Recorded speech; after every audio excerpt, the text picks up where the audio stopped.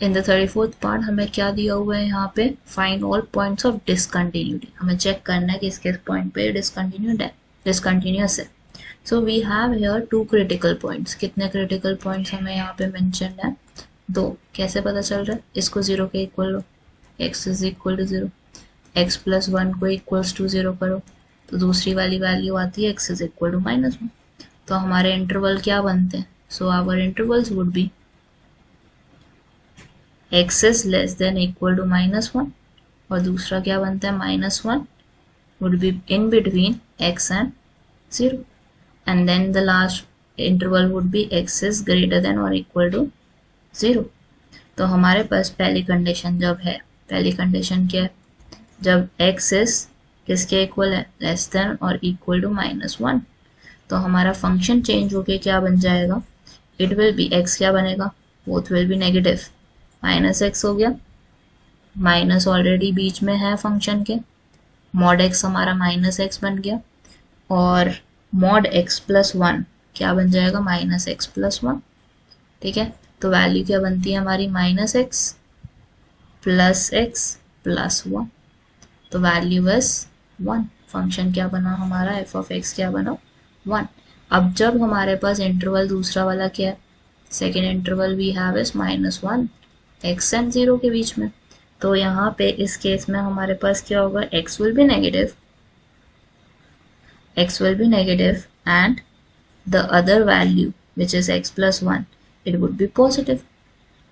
ठीक है, तो f of x क्या बनता है हमारा, मॉड x की जगह -x और x plus 1 की जगह x plus 1 ही लिखोगे, so you have is -x -x -1 -2x -1 बनता है फंक्शन हमारा सेकेंड केस में। थर्ड केस में हमारे पास क्या है, that x is greater than और equal to 0। So x is greater than equal to 0 पे आपके पास क्या होगा, फंक्शन क्या बन जाएगा हमारा, mod of x would be equal to positive x और आपका x प्लस 1 वाला भी कैसा रहेगा, पॉजिटिव ही रहेगा, पॉजिटिव नंबर है क्योंकि। So x minus x minus 1 would be there, तो फंक्शन मिलता है मेरा -1। Now the function is defined, 3 functions हैं, एक हो गया 1, दूसरा हो गया -2x -1, तीसरा हो गया -1। इस केस में, पहले वाले केस में x is less than equal to -1, दूसरे वाले केस में -1 is there, x is there, 0 is there, last वाले केस में x is greater than equal to 0 would be there. ठीक है, अब यहाँ पे हमने क्या चेक करना है, कंटिन्यूटी चेक करनी है हमने फंक्शन की। तो कंटिन्यूटी कैसे चेक होगी हमारी, -1 पे, x इज लेस देन -1 पे, x इज इक्वल टू -1 पे, क्योंकि यहाँ पे 5 पॉइंट बन रहे हैं मेरे, 3 जो ये हमें अभी हमने फंक्शन के निकाले हैं कि कहाँ कहाँ पे एग्जिस्ट करेगी इसकी फंक्शन, कहाँ कहाँ पे एग्जिस्ट कर रहा है, उससे हम इसकी क्या चेक कर लेंगे, कंटिन्यूटी चेक कर लेंगे, जैसे हमने पहले वाले क्वेश्चंस में की थी। तो पहली continuity would be x less than -1, दूसरी क्या होगी, x इज इक्वल टू -1, तीसरी क्या होगी, -1 और 0 के बीच में, चौथी क्या होगी, x इज इक्वल टू 0, पांचवी क्या होगी, x is equal to x is greater than 0। x less than -1 के केस में, ठीक है, x लेस देन -1 के केस में मेरा फंक्शन क्या है, 1 only, which is a constant, और कांस्टेंट है तो क्या होगा, कंटिन्यूस। सेकेंड पे चेक करते हैं, which is x is equal to -1, हमारे पास क्या है, x इज इक्वल टू -1 है, तो उस पर फंक्शन हम चेक करेंगे कि कंटिन्यूस है या नहीं। सो है -1 पे हमने क्या करना है, दोनों तरफ है ना -1, फर्स्ट फंक्शन के पास भी है, सेकंड फंक्शन के पास भी है, तो इसका लेफ्ट हैंड लिमिट में देख लेगा and there would be right hand limit as well. तो दोनों लिमिट्स आपने चेक करनी है और चेक करना है if the answer is coming out to be same और नॉट। चलो अब चेक करते हैं x इज इक्वल टू -1 पे। So we have left hand limit, left hand limit क्या होती है, -1 माइनस, तो कौन सा फंक्शन है हमारा, यही वाला है, 1 ही है, सो इट वुड बी 1 है। राइट हैंड लिमिट चेक करते हैं, limit x is tending to 1 plus, तो 1 प्लस के केस में तो -1 प्लस के केस में क्या बनता है, 2x minus 1, x की जगह क्या सब्स्टिट्यूट करोगे, -1 plus h, -1 is there as it is. तो वैल्यू को हम सॉल्व करें तो 2 आ गया, -2h आ गया, -1 आ गया।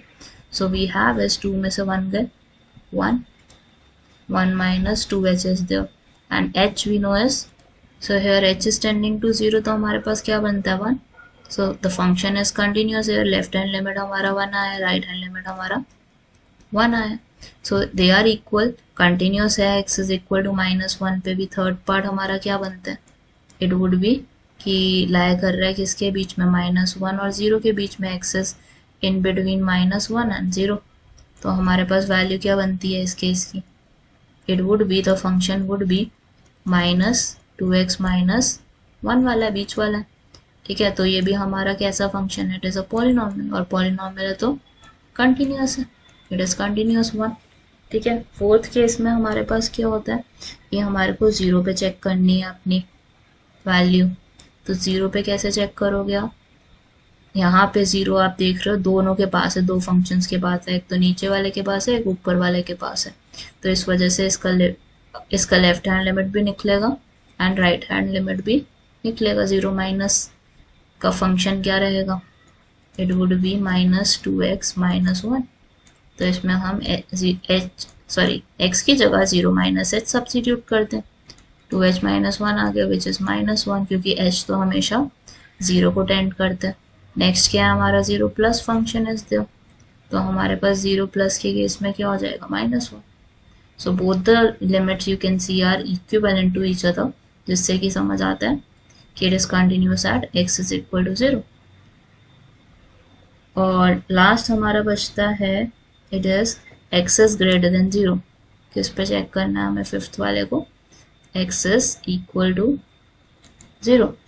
तो x 0 के इक्वल है, हमें दिख रहा है फंक्शन ऑलरेडी क्या है, -1 विच इज अ कांस्टेंट।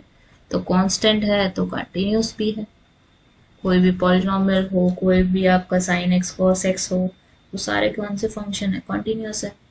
क्योंकि tan x is only 1 which is not continuous, क्योंकि डिसकंटिन्यूटी शो करता है सेवरल पॉइंट्स पे। So here we can understand this complete function is continuous and there is no point of discontinuity here, and the function here belongs to R, x is belonging to R here.